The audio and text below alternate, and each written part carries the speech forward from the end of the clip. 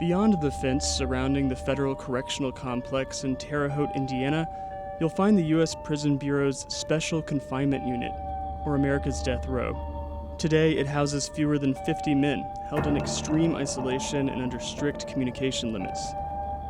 Even as a reporter for the NPR member station that covers federal death row, I couldn't even go inside or conduct interviews. Until one morning, 3 years ago, everything changed.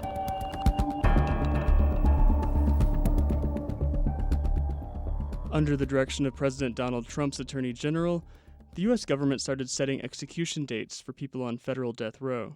After last-minute delays and legal hand-wringing. And then in July 2020, the Prison Bureau started killing people again. The United States government held its first execution in 17 years this morning at the federal penitentiary in Terre Haute, Indiana.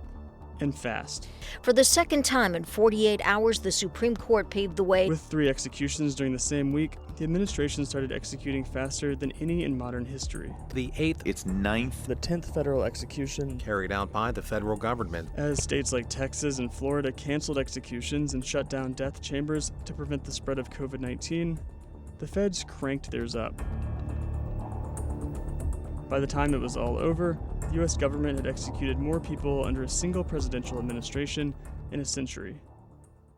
I'm George Hale. This is Rush to Kill, an investigative podcast from WFIU Public Radio in Indiana. I would like to welcome you to the Federal Correctional Complex in Terre Haute, Indiana. As all this went on, to satisfy transparency regulations, the U.S. Prison Bureau allowed a small pool of journalists some access to the process. It is our goal to ensure that your needs as media representatives are met to the extent possible.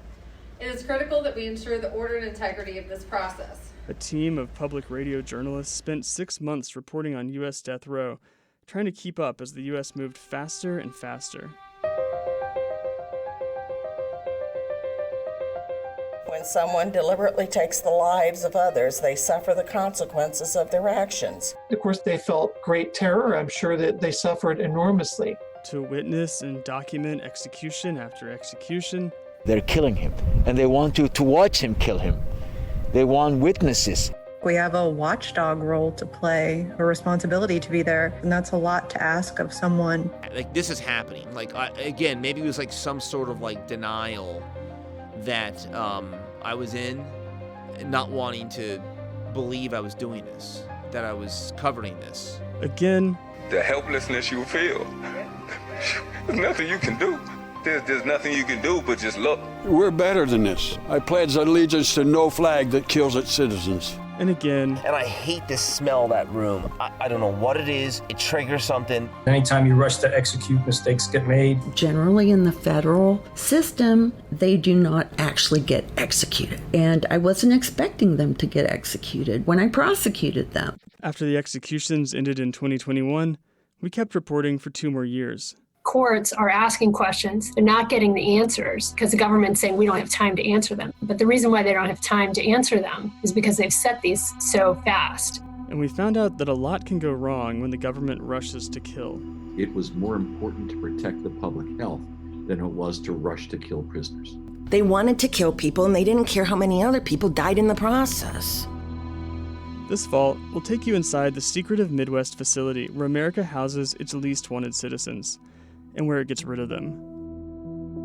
Each week, we'll look at a different aspect of capital punishment at the federal level, and the punishment's origins, including a 1994 law that dramatically expanded the reasons you can get sentenced to death in federal court. There is now a death penalty, and we passed it a couple years ago. Then Senator Joe Biden authored a bill that made many of the Trump executions possible.